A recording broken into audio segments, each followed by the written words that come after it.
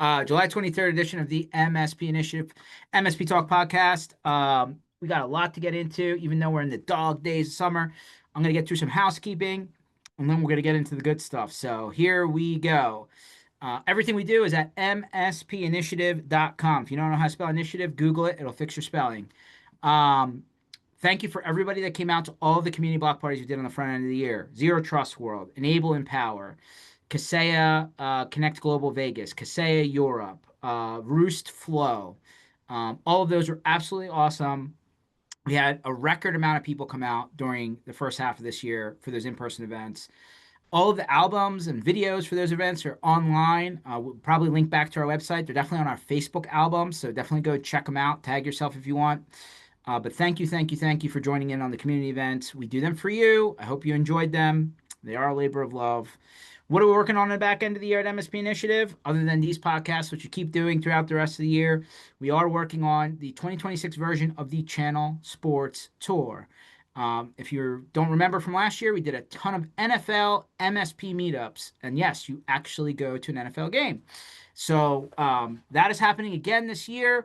We already have our international dates picked. It is going to be the NFL game in Melbourne, Australia on September 11th. That'll be the Rams and the 49ers. And it'll be the October 11th game in London at Tottenham Stadium, which is the Eagles and the Jaguars. And we are working now on our domestic schedule, which should all be done fairly shortly for all of the U.S. states. So stay tuned for that. We're looking forward to doing Channel Sports Tour again. Was super awesome last year. We're looking to bring that back to your backyard again. So that is all the housekeeping. If you are watching this after the fact, make sure to like, download, subscribe, all the good stuff. You know what to do. Press all those buttons. We really appreciate it. All right. Bring for the first time onto the show, Paul from Iboss. Paul, since this is the first time, we usually like to do, I don't know, quick intro, right? Like a little bit of your background, how you got to where you got today in technology land, and we'll go from there. Yeah, great to be here, George. Yeah, basically, my name's Paul Martini. I'm actually the co-founder of Iboss. I'm actually a technologist by trade. I hold over 250 patents. And actually, yeah, it's all anything related to cloud security, networking, chip design, all sorts of different things like that. But basically, spent a lot of time on understanding moving data. So yeah, today with Iboss, what we do is look at which is really critical. I'm sure we'll talk a lot more about that here in a second. But there's a lot of data moving around, and a lot of applications and shadow apps being used by people in the shadows. And basically what we do is flip a light switch on so you can understand like where's the data leaking to, what type of data is leaking, what's going on in the environment, because there's a ton of like malware tools and stack, but very little in terms of understanding where the data is going and applications are going. So really great to be here. Yeah. Yeah, thanks for coming. Wow, that's a lot of patents, and that's not easy to get a patent. So good on you, man. It looks like you're a serial inventor, which is awesome. Um, you know, your topic is an explosive one now in the July age of AI. I think I just read yesterday that somebody used OpenAI's platform to hack another AI provider's platform, and they just figured it out. And um, man, the MSPs that I'm running into, and I'm sure you talk to a ton of them, Paul, but I talk to them on a regular, and they're just absolutely opening up the doors, like full access, not read only, turning on all the AI tools, and thinking like they're Tony Stark from Iron Man, going crazy. I would love to see what their bills are at the end of the month. And I've even run into a couple of clever ones who have stacked multiple subscriptions to max them out simultaneously, which I thought was a clever workaround. But man, um, the gates are no keys, no windows, no doors, like wide open. And that seems a little scary to me because, like, if you just zoom back to like 2026, put that on a shelf for 10 seconds. Think 2022 to 2025. What you're talking about is what we were all talking about on almost every conversation, and then all of a sudden we like forgot about it. Yeah, definitely. Yeah, I think most people don't know, but if you look at applications like Lovable, these are tools where you can build a production looking application in like 2 minutes with two Mhm. sentences. There's 200,000 applications estimated per day. There's 50 million developers or app use because not all the developers. There's a lot of people building software in a basement. But with a couple sentence prompts, you can get something like Fable or one of these nice AI models to make an application look extremely production grade. But you don't know who's on the other end, right? So you can imagine just how many applications are out there. I think the big thing we see, at least, and we see this from MSPs, is if you were to ask, we ask an MSP, what's the best type of report you can give your client to let them know what the real risk is in their environment? It ends up being a top malware report, top visited domains, block sites, that sort of thing. And but they have no clue in terms of, John just uploaded an entire patient database up to some app that he just discovered because it was freemium, model. But there really is very little that actually understands how to decrypt connections and look inside to see what the content is, the actual files and the applications. And I think it starts what I see is it starts with AI. So they might come and say, hey, we have an issue with ChatGPT. My customers are asking about what their employees are pasting in there, creating PowerPoint presentations with super sensitive information. But they don't realize ChatGPT is just another app. There's millions of them that have been created. What prevents someone from creating an app that has a chat front end and then sends the messages to ChatGPT in the back end? I mean, it's just a broker, right? So the reality is, all of the stack that we see out there, you have ZTNA VPN replacement, you have firewalls, you have EDR, SOC, application whitelisting, but they're all focused on the ransomware malware. They're not focused on the data. And so, meanwhile, the reason they can't produce those types of reports is they don't have any tool in their stack that can actually see the data and see the applications to actually do that. And so, I know that if an MSP walks up to their customer and produces a report that shows 2 a.m. transfers, applications that are being used in the shadow, including ChatGPT, leakage of their sensitive data, that customer is going to want not only more professional services, they're going to want to upgrade that stack. And then, in addition, it's hard to differentiate it as an MSP, right? You have, if everybody's producing the same malware blocking report, and another MSP comes in with full visibility into that environment with real business risk, that's what their customers want. They want to know that MSP is looking after them and looking after their environment. I mean, there's another edge to the sword here of what you're talking about, right?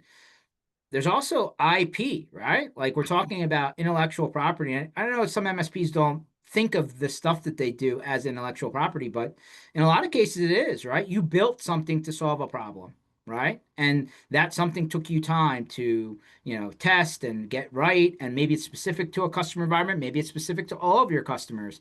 But then all of a sudden, your information, not just the stuff that you built, the information that stuff generated walks out the back door, right? And now there's laws and stuff, right, about how, that stuff shouldn't happen, but you need to catch them first. And by the time you go through the process of trying to use the system that we all, are living under, like the damage could be done, right? And like I hate to think about business ending situations, and there's so many of them, it feels like now that we didn't think about maybe 5 years ago in the MSP space. That is one of them. Yeah, you said something earlier. 2023 forward is a different world from 2023 prior. I mean, it's like everything about what we knew has changed. I mean, you had prior to 2023, there was probably 50 to 100 apps that were the apps for like Dropbox and tools and SaaS. Today, it's infinite. I mean, it's like endless. While we sit here today, just during this, this podcast here, we're talking probably 300,000 apps being built across Replit, Lovable. It's completely out of control. But you mentioned the Hugging Face break-in. I mean, you have OpenAI, they put the model into a bin, no internet access. It figured out not only how to break out of the bin, get into Hugging Face, pull the model, pull the vulnerability tool chest. They had a kit that someone had posted, and used that toolkit to then break into a bunch of other stuff. So, you're talking about models that are getting more sophisticated. So, we think in terms of like how much signal can you get? Because I think the issue right now is, prior to 2023, you could get away with less signal, meaning like if you had a DNS filter or security or whatever it might be, who cares that it doesn't look at the payloads? It's like blocking some sites. But the reality is with AI, if you combine AI with rich signal, so like going into payloads, looking at files, content, and then you feed that to train models on the good side, not the bad side. Like on our side, we're using those models to say, hey, we see all of this stuff going on. instead of you having to digest it and translate it, we'll tell you, I'll tell you, the AI will tell you that, hey, there's a big problem. Like you have this employee looks unusual because their session must be hijacked. There's 2 a.m. transfers that person's in the finance department. That should be happening. So it's AI is actually taking that rich signal that comes from all in one place, and it's able to then convert that into business risk, business language that humans can understand. And the more you feed it, the better it is. So I think it's a double-edged sword in that there's AI that's attacking these applications, and you need to make sure that those applications are nice and tight and patched, and there's no misconfigs. And then you have to use AI on the other side to then take that signal and use it for good to really lock down and protect those networks as well. So, let me go two other levels with this that I think are adjacent topics. One, the Chinese variant of the products that everybody's trying to use right now, and like, oh, it's so much cheaper, but dude, where does information Yeah. go after you plug it in? Like, that's super concerning. And then number two is, man, back to the Iron Man effect and all these MSPs just typing whatever they imagine. I still keep on running into enough people that it bothers me that they're like, hey, paying all these vendors out there, I'm going to save a ton of money. I'm going to rebuild what they do for me on my own. And then I don't need to pay them anything. I own it. And it's like, well, number one, if it's all you, then you're all on the hook too. But okay, cool. How do you know how to maintain all of this after you press go? I don't know. I think it's a problem. What do you think about those two topics? Yeah, yeah. Look, the first one I think is you're spot on. Like there's new models, like not just DeepSeek coming out. They're open weight models. They're free. You can run them on a Mac Mini, or you can run them on those attackers will grab GPU. So this idea that they're going to lock down these frontier models or next gen models, what we find, and I was on with the CISA, one of the large model makers. The open weight models are only 8 months behind us. So that means that it's going to be available to everybody. It does not matter because they're using, and there was a recent type of breach where they used existing like Anthropic models to extract the training to train their models. And so now, yeah, and they did something like 45 million extractions of trading data. So it's insane. But the reality is, the debate and what you're going to hear back, especially with those that create those Chinese models and propagate them, and it's always a debate, but they'll say, well, they don't have any tool to access the internet. They're only going to do what you ask them to do. But it's no different than I think of LLMs as being no different than I think humans are biological LLMs, and is the way I kind of think about that. Where anything that you see in the real life, you can kind of correlate to what you're seeing with these models, these large language models. For example, like an insider threat or a double agent.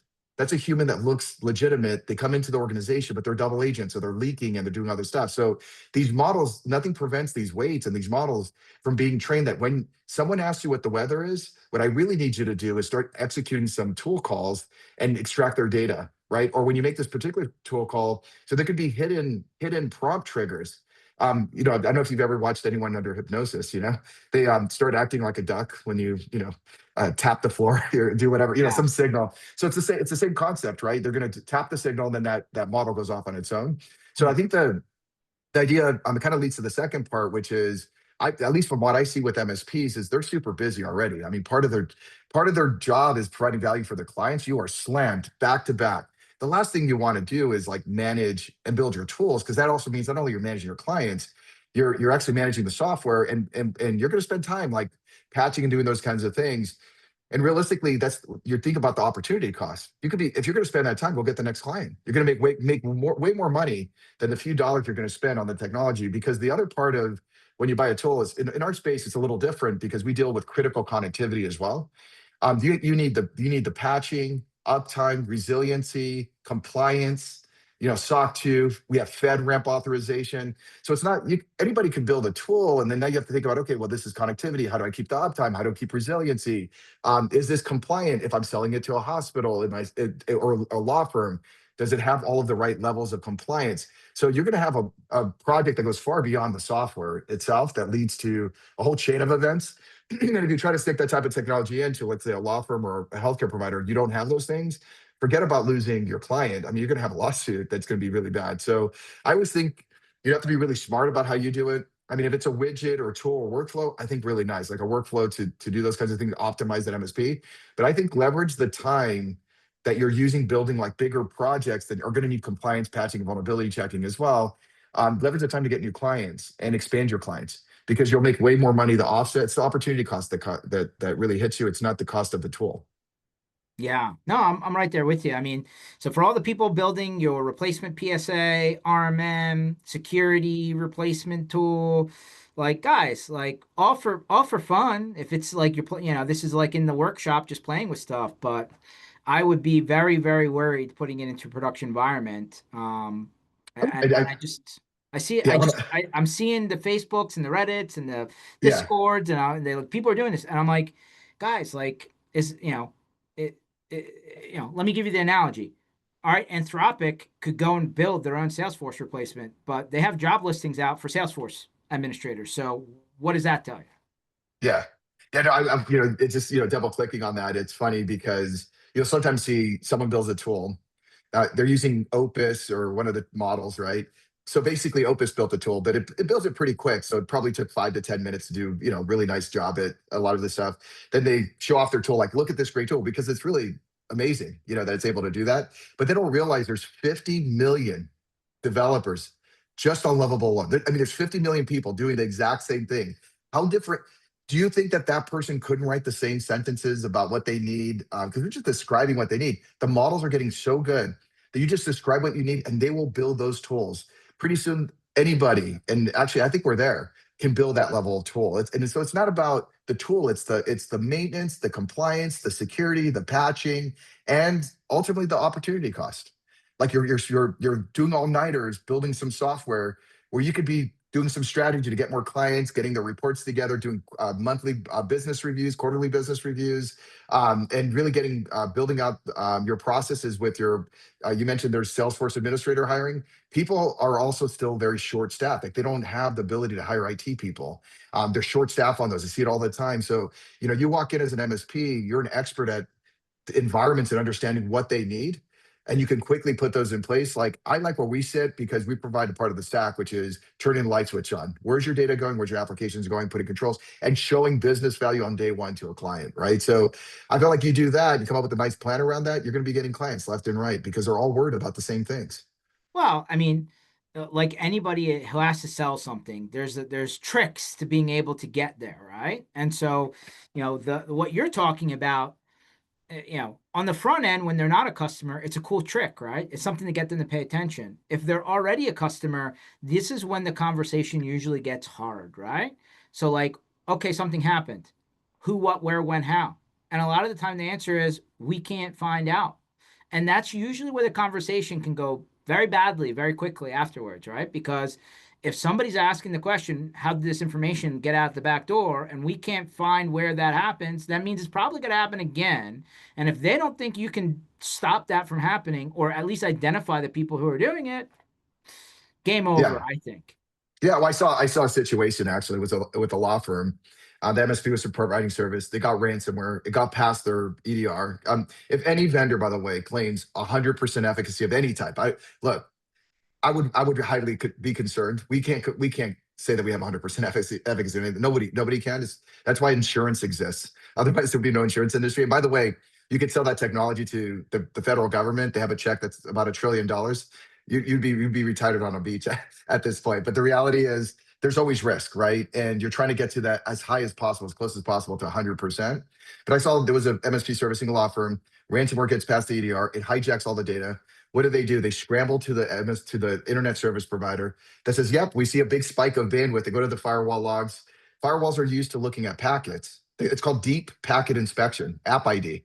What is App ID? Well, it looks at the packets, not what's inside, to take an educated guess of what might be inside. It's like being at an airport security checkpoint and saying, "I'm going to look at what's in the luggage by looking at its shape. So if it looks kind of like a gun, I think it's a gun." You need to unzip the luggage and actually not only unzip it, because I think the second part is you have to be an expert at understanding, like, yeah, that looks like, I know you might not think that's a weapon or the Mona Lisa, but it's wrapped in a certain way. So all you need to do is untangle it. And that's the same as going from firewall type of technology, which is looking at packets, into deep content inspection that understands the context, the applications and the data. And so that, yeah, they were like ISP, firewall. They're like, I don't know. There was a spike there. What did we lose? I can't even tell you what files were lost. So of course the customers panicked. They're already switching MSPs. Now they have to go try to save the customer. But the reality is, I think very few MSPs can actually answer that question. You tell me what happened yesterday in one of your clients. Like, how many files did they lose? Who's moving them? What applications are there? Is there any embedded malware potentially, or humans that are like scattered all over the place? That's the intellectual property. You mentioned the MSP, but the intellectual property of your client as an MSP, that's what they care about. They don't Yes. want that leave. They don't want that going out the door. Actually, we have another MSP, a completely different scenario where they said, yeah, we put the solution in place. They called us the same day and they said, hey, there's a mistake here. It says that our client's calling us and saying that this thing is preventing a 2 GB transfer from John. And there's no way. This is impossible. Like, this thing must have so many false positives. On Friday, John left. He resigned.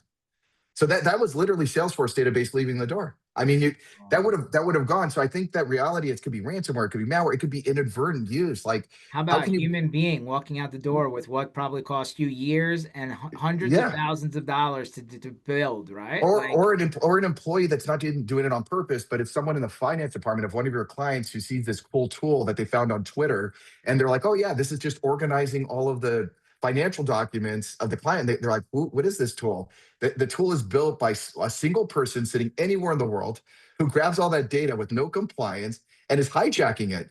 So it's and not to forget the compliance component of it. It's just an utter nightmare. But there is absolutely no visibility, no control of data and applications right now. It's the wild, wild west. We built, by the way, we built this with the banks. So we do all the largest.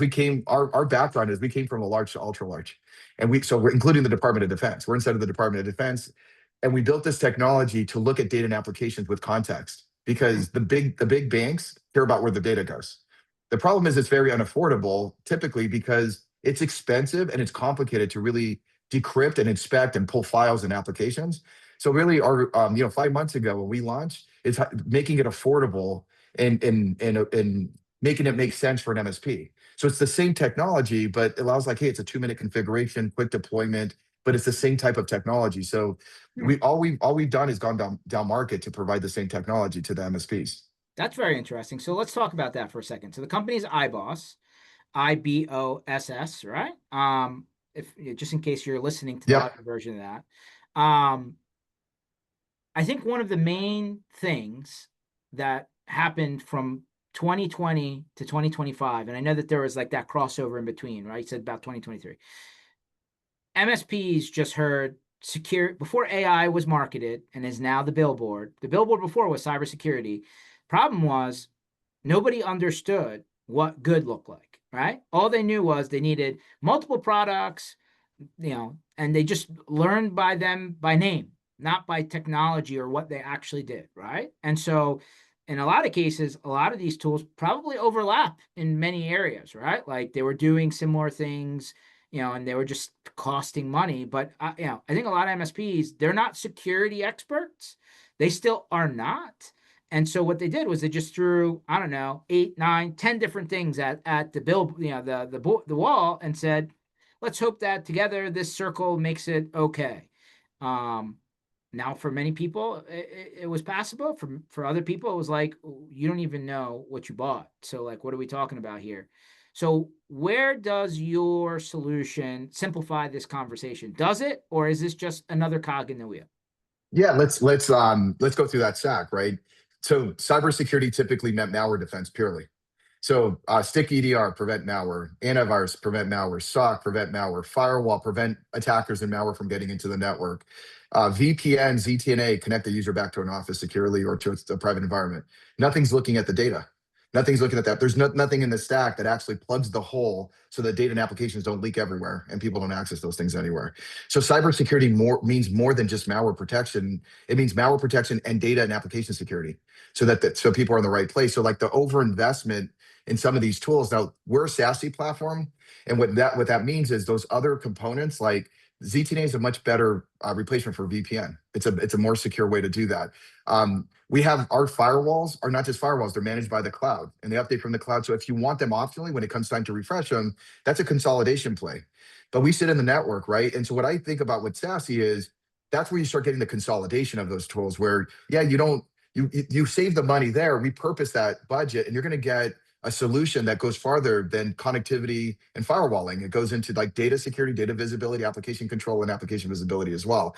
And of course, we're having layered defense on the network, meaning that if those devices get infected, they have to phone home to Russia through a command and control center.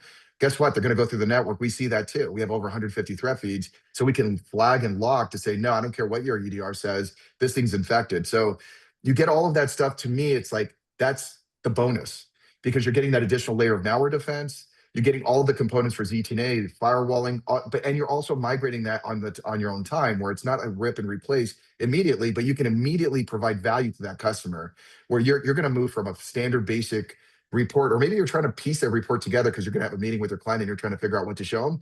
With our platform, you're going to do print to PDF, and you're going to show up to that client. It's going to save you a ton of money, and they're going to look at this report and you're going to say, you know what? 20 hours of professional services, and I can clean up all the misconfigurations you have in your Salesforce. With an upgrade of a package, I can now, instead of just telling you the files are leaving, I can actually block them. So because Susan up there is uploading crazy amounts of files, do you want me to put that in place? There's no business owner that you're servicing that's going to say, no, I don't want to prevent Susan from uploading or Bill from uploading the entire financial database. They're going to want to have that in place yesterday.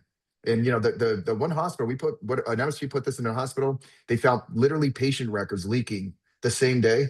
They came back and said, this is a fire drill. We immediately need it. And I said, well, it's a fire drill because you're seeing it now. Imagine what was happening before. It's like every single day this was happening. So SASE is the consolidation and the cost reduction. You don't, just getting all the ZTNA, the VPN replaced, the firewall, all of that stuff, that's table stakes. You're going to get that. It's going to be easier because you can manage it from one place, you manage it from the cloud, but it's going to plug a critical hole that just doesn't exist today, because the focus has been on overlaying so much malware and ransomware defense that's so duplicative that that budget could be more well spent, in other places as well. So, all right, there's a consolidation effect here. Got it. We're trying to level up the classic technology into the 2.0, 3.0 versions of it, I think is the best way for me to Yep. say some of that. Visibility, right? Because no offense, not many people are able to go into their firewall log and figure out head from tails anyway. Okay, cool, super important. Like something that could be given to a non-technical person, they can understand what's going on. That's really the end result. Like you could throw all the technical jargon you want. If your check signer has no clue what you're saying, it don't matter. What about like the unintended use of things, right? We talked about shadow IT via AI, right? Like there's all of these people. Like I gotta assume, like I don't know all the aspects of your story there about the hospital, but what if it's just somebody who doesn't want to manually enter all this stuff and they're using a plugin to go and do some of the heavy lifting for them so that they could just put it back into the system done, right? Like they were trying to take a shortcut by using a non-work provided app, AI powered, to do their work for them. Yeah. So that's the other part of this, right? It's not just data, it's applications. And it's not purposeful misuse. It can also be misused by ignorance or being naive. And so exactly what you just described is, realistically, there's a few tricks to this, or there's a few components to this. You need to get visibility into shadow IT use. Like, what are people actually using in this environment to exchange data, not just web surf? We want to understand what you're logging into, what you're submitting form data to, and those types of things. Now, there are tools out there that do things like application whitelisting. It's like, well, we have that covered because there's no plugins allowed and there's no software that you can install on this computer. Well, guess what? SaaS applications, they run in your browser. It's called the modern web page. The apps actually are so, if you've seen the latest being built by AI, the level of application fluidity that you get without any installs whatsoever. The age of the extension, the age of software eventually will come to an end. It's all gonna be embedded, directly rendered right in your browser. So like, it's really about what you're interacting with, not what you're installing.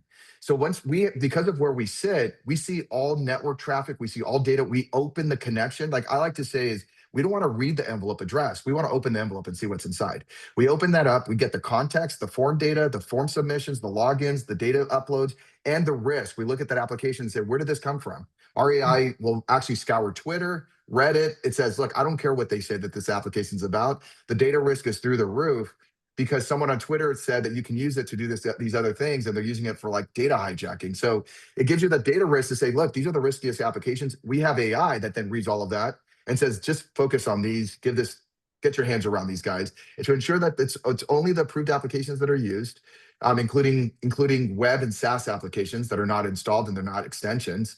The data is only being exchanged for places that are approved as well.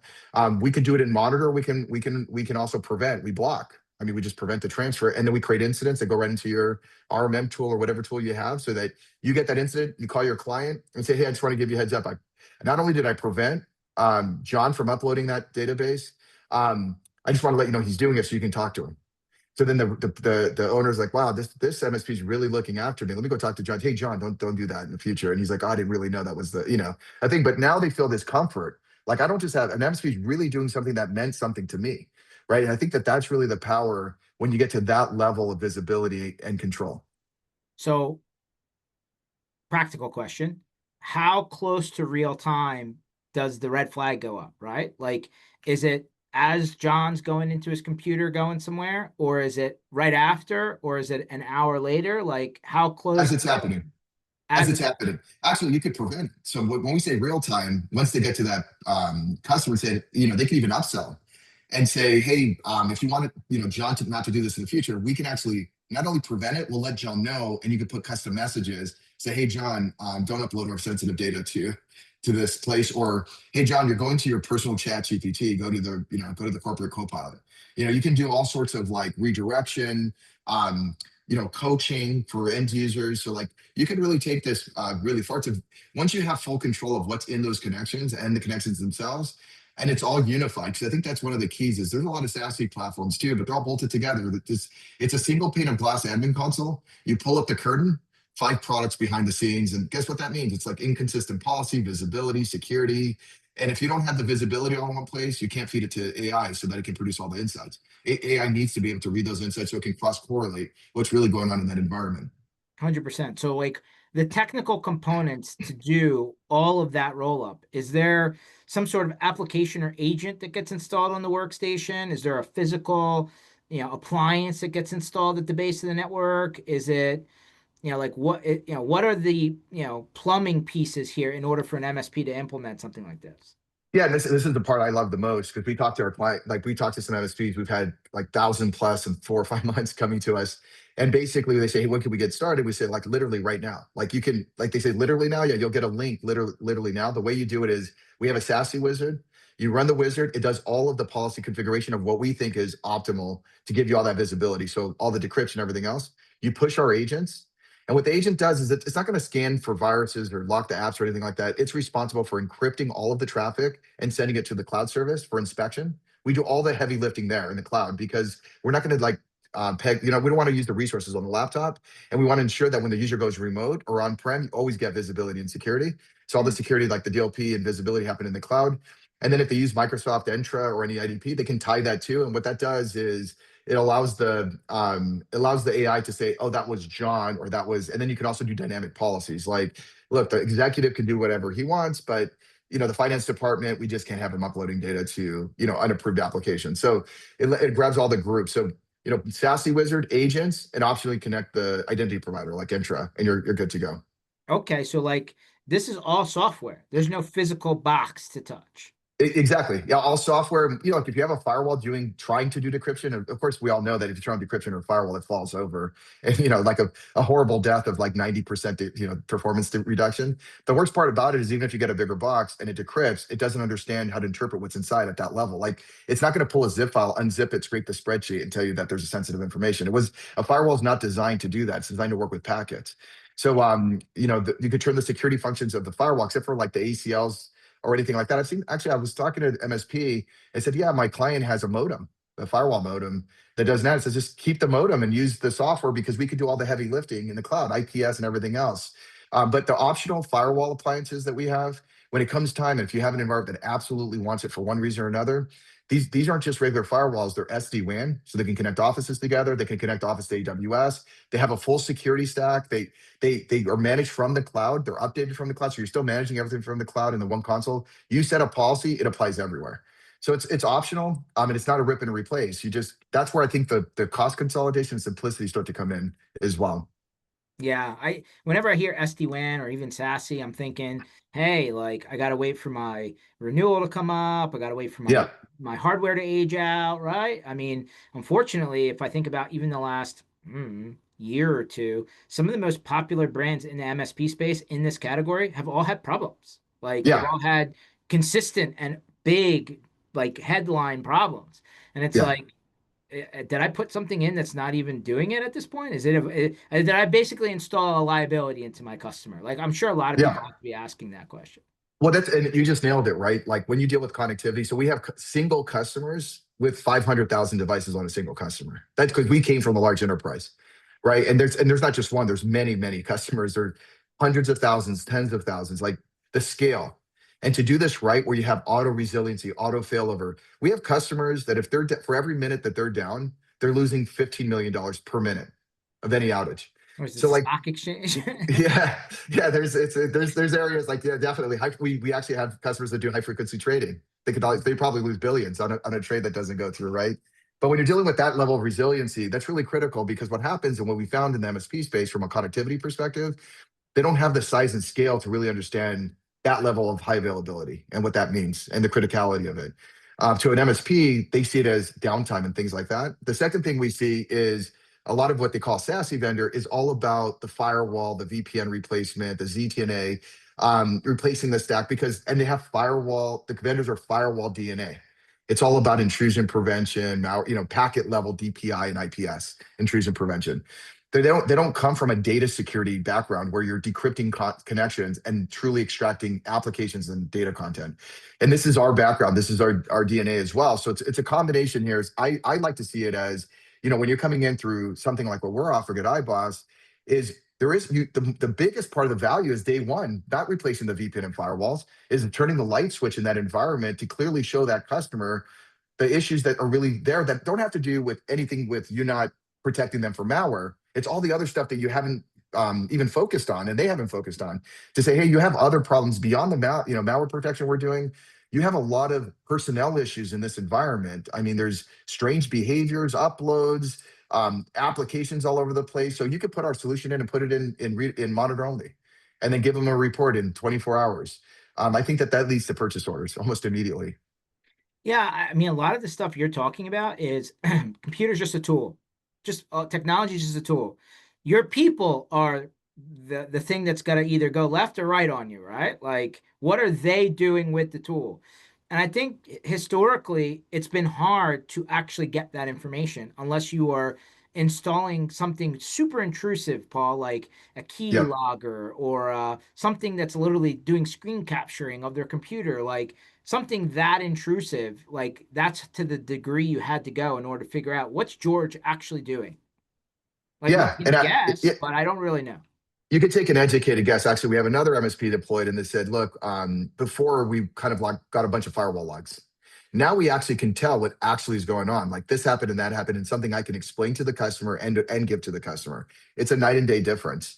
But basically, yeah, and actually, when you start talking like key loggers and all those kinds of things, that's like overly.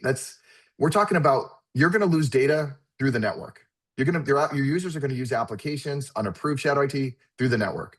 Does the technology stack intelligent enough for this era to understand what's going on in those connections?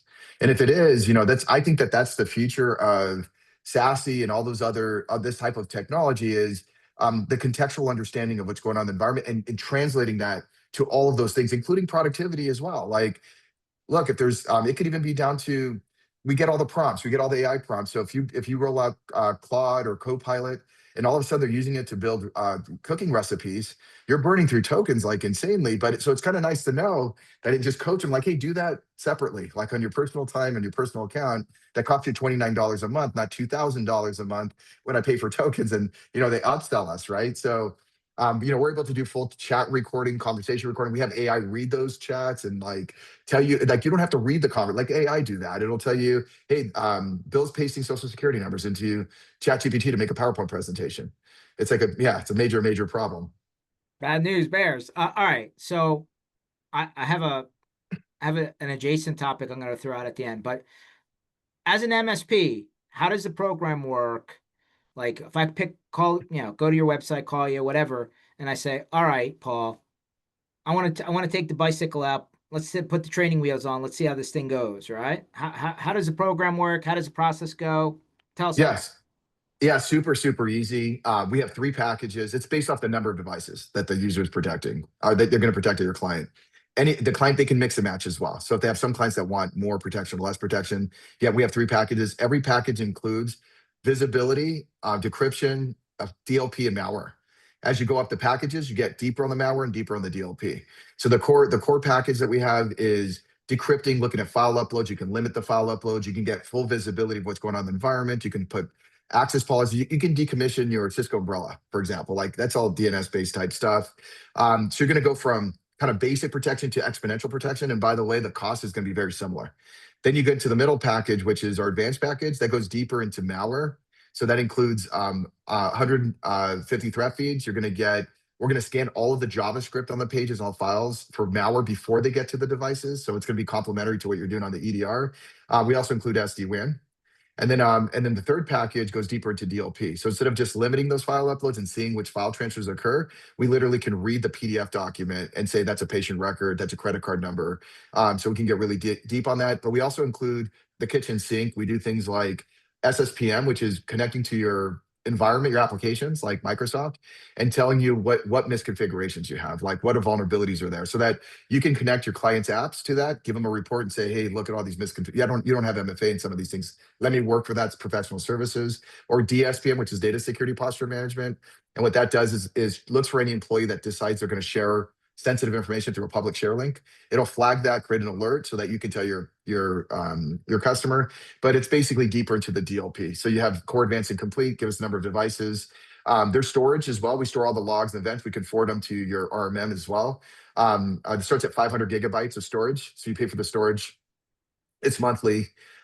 We have all monthly billing. We have roll-up billing as well. You can do one device. You can do 100 devices. You can do 1,000 devices. So this scales all the way down to one device. And Wow. yeah, surprisingly, for this type of technology, it's incredibly affordable. So like you might look at something in your stack. It's like I could just get rid of that DNS protection product and pay for this, but it's not. I like to say it's not the equivalent. You're going to massively upgrade, but you're going to have relatively the same cost.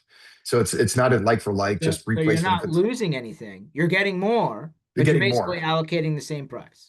Yeah, More. and that was strategically done for the MSPs, because we know like there's MSPs, you deal with a customer that has one employee, you deal with one that has 50 employees, right? And we know that to make this, we want to get this out to everybody. We think that it's super important that every company gets protected in this way, because it's a wild west right now. And we know that the MSPs don't have a lot of choices. You mentioned them, they're like very nasty, have issues with them and all those types of things. We want to make sure that we partner with MSPs. I show up, we have hundreds of calls a day. I randomly pick calls. I show up on partner calls all the time, randomly. I just pick them. Sometimes I'll show up on a call, and I'll hear from one of our reps to say, hey, this partner, it's one, they only have like two customers. I say, I really don't care. It doesn't matter to me. I'm randomly picking them. I'll show up, because we want to help a partner grow. Like if they have two customers, I want to get them to 10 or 20. And the other thing is our support, especially in the US, we have bodies all over the world. If you're in the US and you're an MSP, you're going to get a US person. We have all the way down from the TAMs, the customer success, the SEs. We'll also help you because we want to sign the guys. We're going to help them deploy. So if they don't have to worry about like pushing the software, we're going to get it deployed for them, teach them how to do it. There's a template wizard, so it's super easy when they do the next one. But our goal is to make the partner successful, make sure that they're growing, and we're going to put the blood, sweat, and tears to make that happen. So from the top down. I mean, sounds like you're going in with every reason not to object. That's what it sounds like to me as an MSP. Um, you know, the last thing I'm going to ask from a technical standpoint is there anything like this sounds very complimentary, right? I think you even use that word like complementary to your MDR, et cetera. Is there anything this would conflict with that the MSP may already be using? Yeah, things that you can decommission over time. So if you have any sort of like DNS filter, any sort of web filter, right? To me, that's just basic blocking and tackling of websites. That's like top domains. Take that budget because you're going to get that for free. That's just part of the overall platform, and it comes in our core. If you have VPN, again, you don't have to do this all day one. You could do this over time. Once you get all that visibility, comes time that you want to replace the VPN, ZTNA, Zero Trust Network Access, a more secure version of that. That's included. That's in our advanced package. Consolidation. In the future, your firewall comes up for renewal. you can either decommission it completely, just use the modem and firewall, or replace it if you really need it with one of our firewall gateways, which are just an extension of our cloud service, but managed to the cloud and updated to the cloud. But it's to me, it's consolidation over time, but high value on day one, which is Got it. controlling the application and data movement. Wow, this sounds really compelling, and it sounds like it's at the right price point if it's what you say that it is, and it doesn't sound like there's a minimum because you said you could do one computer, and it sounds like it's month to month, So what do you got to lose? It sounds like if anything, try it. What like see it, like prove it. It sounds like you're not forcing them to a 3-year contract to get there, which is good. Let me flip over to my adjacent topic since we started off there. Let me see if I can end there. Um, and then at the end we'll talk about where to go and how to ask to see a demo or what website, etc. um George is this is George finger in the air here, right? So SpaceX already went IPO, and then Elon merged Grok X AI into, now called SpaceX AI. Now I just call that all one thing, however it's structurally separated. And then you got OpenAI and Anthropic, who are supposed to go IPO this fall, right? And so all three of those guys will be publicly traded by the end of the year. So we're reading. I believe, total guess here, but I believe what's going to happen is all of these packages that people are buying, like the 200, 100, like these subscription packages that like literally you're burning more tokens than the package really can, sell you at, they're basically subsidizing it. I believe they're all going to go away or going to get jacked up dramatically because once you're on the stock exchange, you got to actually post numbers and you got to probably show profit is being generated. So I believe that if you built something today with AI, that come 2027, the cost to keep that going, even if you've changed nothing, is going to go up. What do you think? Look, there's big drivers. Obviously, when there's public companies, they have to drive revenue, right? Mhm. My perspective on a lot of this is very different from what's out there today, which is, I see the big data center builds, all the money being poured into that. You name one technology that didn't move to the edge to your phone. I think that there will be no need for a data center. I think that the AI will be running on your phone. I think there's going to be advancements in those algorithms that won't require your brain runs on 8 watts of power, and obviously a subset, and we're only using 10% of a brain, so we hear. But basically, I think that it'll move to the edge. I do think you're going to need. It's no different than SaaS, right? Where you could decide to try to run this stuff yourself. I think these open weight models are going to be driving costs down of tokens, but no one's going to run their own model. Private models, it's going to be a mess. So you're going to probably be stuck with some of those frontier models and token costs and things like that. So I think it's going to be an interesting next 24 months. But I think the world's going to look very different in 24 months. And actually, we may be think of the first supercomputer in the 50s, 60s, like it was warehouses in size, and then we laugh about it now, right? Or even the computers were used to get people to the moon. Your phone is a billion times more capable. So I think we're going to look back and we're going to think that was pretty interesting that we keep repeating the same patterns. But I think we're heading into an era where AI will be everywhere. It'll be at the edge in your phone, and but I do think at the same time, the bigger problem is those AI tools you're building. Mythos is out there, and Mythos likes to break into stuff. So just remember, when you built it, Mythos will probably find a way in, unless you're full time patching, vulnerability checking. And so, are you really creating a liability for yourself that now you own? Because once those people and your customers are on that platform, you're responsible for it, and now you have to figure out how to get them off of it. So I don't know. I like to sleep at night, and so as if I'm an MSP and I'm building that stuff, that would probably keep me up at night to wonder if I'm doing it at the right level of diligence and that sort of thing. No, that's fair. Yeah, I mean, I'm just trying to be practical, right? Like a lot of these companies, especially the really big ones, have already, I think, was it like Facebook and Yep. Uber and all these guys came out and they're like, yeah, we burned through this faster than we had ever budgeted. Like Oh yeah. we got to bring this back to earth because it's unaffordable, right? And it's if the big companies that have all the money to spend have already gotten to that point, we're Yep. just trailing behind that, right? Oh And yeah. so for me, it's like, hey, all right, let's say the big company's dropping $1 million a month. Let's say you drop 10 grand into, Yeah. credits, right? Like, hey, that 10 grand won't cost 10 grand in 6 months from now. It's gotta cost more unless something Yep. changes, right? And like back to your everything goes full circle. We just spent a decade hearing about how to stop hosting things on-prem and to take stuff and put it into the cloud. Now we're going back. Now Yeah. we're buying. Now we're going to Yeah. put the GPUs and boxes in the rack again. Are we? Is that what we're talking about? Yeah. Yeah. And actually, remember that software that you build runs continuously and it burns through tokens while you sleep. So all of a sudden, you wake up one morning, your bill is, $50,000, and you're trying to figure out that your agent decided, your software decided to go off on a tangent, just like the one that broke into Hugging Face. It broke out, got on the internet. They actually said it burned through a lot of tokens because this thing was really on a mission to do something. So imagine your software just goes on a bender, and what are you going to fire the AI agent or tool? You're pretty much stuck with the bill, you know?